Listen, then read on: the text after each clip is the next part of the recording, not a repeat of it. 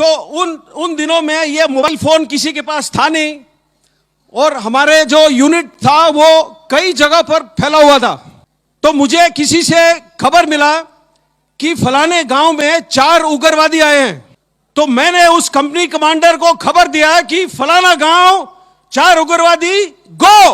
ये सिर्फ प्लान था जाने का। ऑपरेशन लॉन्च हुआ। तजुर्बे से पता लगता है कि आज ऑपरेशन में कुछ गड़बड़ हो सकता है। तो मैंने उस वक्त हमारे यूनिट में जो डॉक्टर साहब थे उनको भेजा है, जो पलटन का एक घातक टोली होता है, सबसे तगड़े जवान। उन जवानों के साथ मैंने डॉक्टर साहब को भिजाया। अभी हमारे डॉक्टर साहब के बारे में एक बात, उनके हमारे पलटन में आए 5 दिन हुए थे। बिल्कुल नए थे, कच्चे थे, कमजोर थे, थोड़े मोटे थे, थोड़े डरे हुए से थे। वो ऐसे रहते थे दिन भर, क्योंकि डर था उनको। डर इसलिए था क्योंकि उनके साथ जो 6 जवान गए थे वो सब सिर्फ हिंदी बोलते थे। डॉक्टर साहब मेरी तरह मद्रासी थे, वो या तो सिर्फ कन्नड़ बोलते थे या तो इंग्लिश। हमारे जवान सिर्फ हिंदी बोलते थे। तो डॉक्टर साहब को डर था। दूसरा, जो मेरा मौजूदा पोजीशन था, वहां से जिस गांव में उग्रवादी थे 6 घंटे का पैदल का रास्ता था। हमें पहाड़ी के नीचे उतरना था, दूसरा पहाड़ी चढ़ना था, पहाड़ी फिर उतरना था, एक छोटा नदी पार करना था, और फिर आधे रिज के ऊपर गांव का फैलाव था। 6 घंटे लगते थे। तकरीबन 4:30 बजे मुझे खबर लगा, और वो खबर किसी भी लीडर को इससे ज्यादा दुख वाला खबर हो ही नहीं सकता है। खबर मुझे यह लगा कि साहब बंदे को गोली लग गई है। क्यों खराब लगता है? जो लीडर लायक है, जब उसके टीम में या उसके टोली में किसी को चोट लगता है या कोई घायल होता है, तो मेरे परिभाषा में वो लीडरशिप का फेलियर है। मुझे ये रैंक क्यों प्राप्त है? मुझे ये ओहदा क्यों प्राप्त है? आपको क्लास का मॉनिटर क्यों बनाया गया है? ताकि आप क्लास को, आप स्कूल को, पाठशाला का देखभाल कर सके। अगर मेरे नेतृत्व के दौरान और मेरे नेतृत्व में कोई शहीद या घायल होता है, तो हो सकता है वो मेरी लापरवाही हो, और वो लापरवाही फेलियर है। तो मुझे खबर लगा कि साहब बंदे को गोली लग गई है। मैंने हमारा जो क्विक रिएक्शन टीम होता है, QRT जो बोलते हैं, उसको लेकर के भाग के निकला वहां से। 9:30 बजे डॉक्टर साहब का हमारा जो रेडियो सेट होता है उसके ऊपर एक छोटा सा मैसेज आया कि साहब अंधेरा है, मुझे डर लग रहा है। अब आप लोग बोलोगे डर किस बात का लगता है? डर अंधेरे का लगता है। डर इस बात का लगता है कि आप जा रहे हो ऐसे इलाके में जहां पर बाकी जवानों को आप जानते नहीं हो। डर इस बात का लगता है कि शायद आप उस काम के काबिल ना हो जिसके लिए आपको भेजा गया है। डर उस बात का लगता है कि कहीं से गोली ना आए और मुझे ना लगे। डर इन बातों का लगता है। डर इस बात का लगता है कि मैं पलटन का डॉक्टर हूं, ये मेरे पलटन में पहला हफ्ता है, अगर कोई जवान शहीद हो गया है तो हो सकता है मेरी गलती हो। डर इन बातों का लगता है। तो मैंने डॉक्टर साहब को उस वक्त खींच के डांट मारा है, क्योंकि डर का कोई जगह हमारे जिंदगी में या आपके जिंदगी में नहीं होना चाहिए।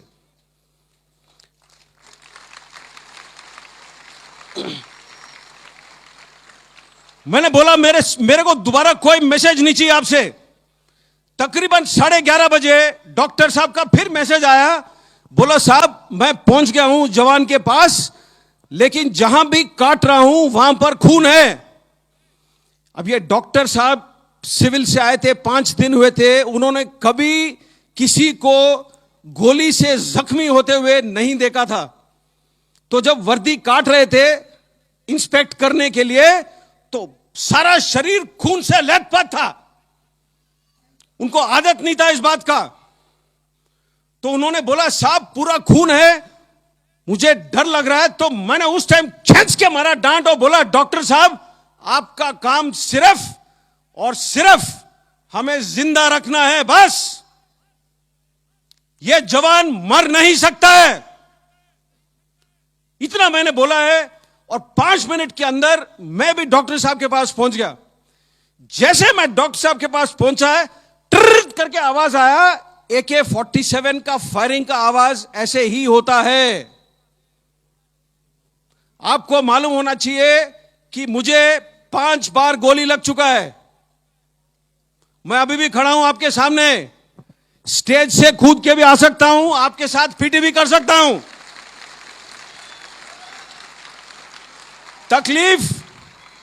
तकलीफ मुझे भी होता है, तकलीफ उन हर जवानों को होता है जिसको लगता है गोली। लेकिन मैंने बोला एक चीज है जो विज्ञान से ताकतवर है, दिल। उस दिल से चलता है यह फौज, और इस फौज से चलती है यह देश। तो यह याद रखना है आपने।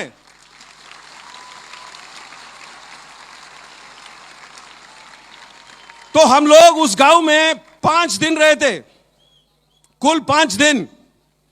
क्योंकि गांव में जहां उग्रवादी छुपना चाहता है, कई जगह खोज सकता है जहां छुप सकता है। तो हर घर, हर कमरा, हर वो खेत, हर वो ट्यूबवेल, हर वो स्टोर हाउस, हर वो गोदाम, हर वो जगह ढूंढ ढूंढ के हमें 5 दिन लग गए थे। और इस 5 दिनों के दौरान 5 हमें अलग अलग जगह पर उग्रवादी मिले। दूसरा दिन सुबह एक हेलीकॉप्टर आया था, और जो हमारा जवान जो घायल हुआ था उसको लेकर के अस्पताल चला गया। छठे दिन हम लोग वापस आए, और सबसे पहला सवाल मैंने जो ओहदेदार से पूछा कि साहब बंदा कैसा है, तो जवाब मुझे यह मिला कि साहब 2 दिन से अस्पताल से बात हो नहीं पाया है। मेरे परिभाषा में और आपके परिभाषा में कोई बहाना देना मंजूर नहीं होना चाहिए। अच्छे नागरिक वो होते हैं जो सुझाव ढूंढते हैं, जो मसले को हल करते हैं। लेकिन उसने बोला कि साहब 2 दिन से बात नहीं हुआ है। मैंने मरा भाई डांट। ताज्जुब होगा, जब डांट भी अच्छी लगती है, साला टेलीफोन भी चलना लगता है। तो टेलीफोन चला, मैंने अस्पताल से बात किया। अस्पताल में जब आईसीयू से कनेक्ट हुआ, अस्पताल में जो नर्स ड्यूटी पर थी, उसने यह बात मुझे बताई, मैं आपको बताना भूल गया।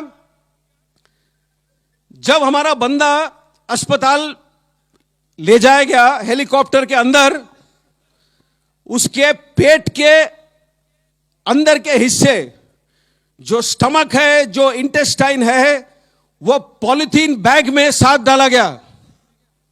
पॉलिथीन बैग में हेलीकॉप्टर के अंदर उसके साथ। तो उसको चोट इस प्रकार से आई, जो नर्स ने मुझे बयान किया था, मैं आपको बताता हूं। ये 2003 की बात है, 16 साल हो गए पूरे, 17 होने को आ रहे हैं।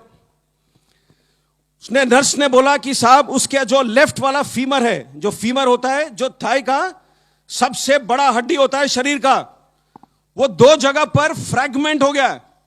फ्रैगमेंट का मतलब क्या है? जो पेंसिल है जब आप तोड़ते हो तो 2 हिस्सों में टूटता है। फ्रैगमेंट का मतलब ऐसे, जो पेंसिल अगर 8 या 10 हिस्सों में टूटे वो फ्रैगमेंट है। तो उसका ये जो थाई बोन था, 2 जगह पर फ्रैगमेंट हो गया था। इसीलिए डॉक्टर साहब जहां भी काट रहे थे उनको नजर आ रहा था खून। ज्यादा से ज्यादा गोली उसको लगी बाएं हाथ पर। क्यों?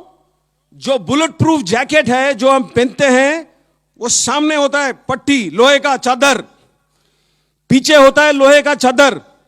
एक पतला चादर होता है पेट के लिए, एक पतला होता है गर्दन के लिए। ऊपर और साइड में खुला है। गोलियां लगे उसको साइड में।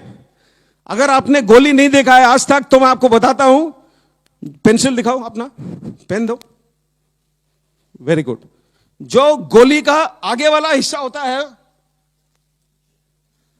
इतना ही होता है और इतना ही पतला होता है। जब गोली लगता है बंदे को और बंदा पड़ा हुआ दिखता है आपको, अगर आप खोजोगे कई बार आपको गोली के निशान नजर नहीं आएंगे। लेकिन प्रॉब्लम क्या है, जब गोली 2 या 3 लगते हैं एक साथ, शरीर से सीधी लाइन में नहीं गुजरते हैं। गुजरता ना सीधा चाहिए लेकिन टेढ़ा मेढ़ा जाता है शरीर के अंदर। अगर आपका किस्मत खराब है, 2 गोली अगर शरीर के अंदर आपके टकराते हैं तो 2 गोली 4 टुकड़े में हो जाएंगे या 6। अगर आपका किस्मत ज्यादा खराब है और उसमें से कोई टुकड़ा आपके किसी हड्डी को लगता है तो हड्डी का भी एक पीस निकल आता है। अब ये 7 या 8 पीस सफर करते हैं शरीर के अंदर से, तो जो 3 छोटे छेद यहां पर होते हैं, जब यहां से निकलता है तो बड़े बॉल के छेद में निकलता है। इसीलिए उसके पेट के अंदर के हिस्से को हमने पॉलिथीन में पैक करके भेजा हेलीकॉप्टर में। सबसे ज्यादा चोट उसको ऊपर आया छाती में। जब पैर में गोली लगा होगा तो वो गिरा है। अब पहाड़ी में 20 मीटर 25 मीटर कितना नीचे गिरा है वो तो कोई नहीं जानता है, लेकिन जब गिरा है तो उसका छाती किसी बड़े पत्थर के नुकीली चोट पर पड़ा है और यहां उसे चोट आई। तो जो लोहे का प्लेट है वो दबाता है जो फेफड़े, जो रिब्स है, तो उसके 5 रिब्स टूटे हुए थे। और 5 रिब जब टूटते हैं तो अंदर की तरफ टूटते हैं, तो उसका जो बाएं वाला फेफड़ा था उसमें 5 जगह पर छेद हो गया और जो लंग था लेफ्ट साइड वाला उसमें बॉडी फ्लूइड और ब्लड पूरा भर गया था। ये उसके चोट थे। जब नर्स ने ये मुझे बयान किया तो मैंने नर्स से सीधा सवाल पूछा, क्या बंदा बचेगा? और जैसे डॉक्टर साहब लोग आमतौर पर होते हैं, ये नर्स ने बोला, सर मैं नहीं जानती हूं। तो हम लोग जो वर्दी पहनते हैं थोड़े, मैं बोला ना, दिल से करते हैं हम काम, दिल से। तो मैंने अपने सोच में मुझे यह लगा कि अगर मैं उससे बात कर सकता हूं 1 सेकेंड, तो हमारे जो 1000 जवान हैं उनका जो मन का शक्ति है, जो दिल का शक्ति है, वो मैं उस तक भेजूं टेलीफोन के थ्रू। मैंने नर्स को पूछा, क्या मैं बात कर सकता हूं उससे? तो उसने बोला कि साहब 6 दिन हुए इसने आज तक बात नहीं कही है। इसके आंखें खुले तो है लेकिन ये क्या सुन सकता है, क्या महसूस कर सकता है, क्या बोल सकता है, मैं नहीं जानती हूं। मैंने फिर भी बोला कि आप फोन का जो हैंडसेट है उसके पास रख सकते हो? तो उसने बोला हां। तो उसने फोन उसके हैंडसेट उसके कान के पास रखा और मैंने उस टाइम उससे पूछा था, निम्बाराम उसका नाम है, वो सीकर डिस्ट्रिक्ट राजस्थान का है। मैं बोला, निम्बाराम क्या हाल है तेरे? 15 या 20 सेकंड गुजरे, कोई जवाब नहीं आया। मैंने सोचा शायद वो खत्म हो रहा है, शायद वो सुने ही नहीं मेरी बात, शायद वो बोल नहीं पा रहा है। मैं फोन रखने वाला ही था अपनी तरफ से, क्यों उस टाइम तक मेरा दिल पूरा ही टूट चुका था। फोन मैं रखने वाला ही था। एक बिल्कुल पतली सी आवाज में जवाब आया। इतना चोट खाने के बाद बिस्तरे पे पड़ा हुआ है जवान, पतला सा आवाज में बोलता है मेरे से कि साहब पेट में थोड़ी सी तकलीफ है। और फिर बाद में बोलता है,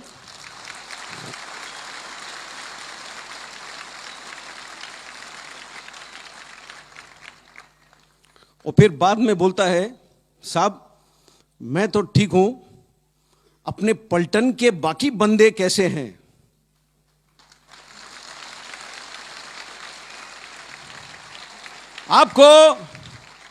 आपको कहानी सुनना है तो कहानी ऐसे सुनो। कहानी सुनाना है तो कहानी ऐसे सुनाओ। जो जवान खुद मृत्यु के दरवाजे पर खड़ा है, वो मृत्यु के आंखों में आंख डाल करके खड़ा है उस वक्त, और वो सिर्फ सोच रहा है अपने टोली में बाकी बंदों के बारे में। यह होता है सेल्फलेसनेस, यह होता है किसी और को त्याग करने का काबिलियत। अगर आज के तारीख पे तिरंगा लहराता है गर्व से हवा में, ऐसे लोगों के वजह से लहराता है। यही वो सांस है जिससे ये देश जीता है, और इसी जवानों के वजह से मैं हमेशा कहता हूं, मुझे 5000 जन्म दे दो, मैं दोबारा यही वर्दी पहनूंगा।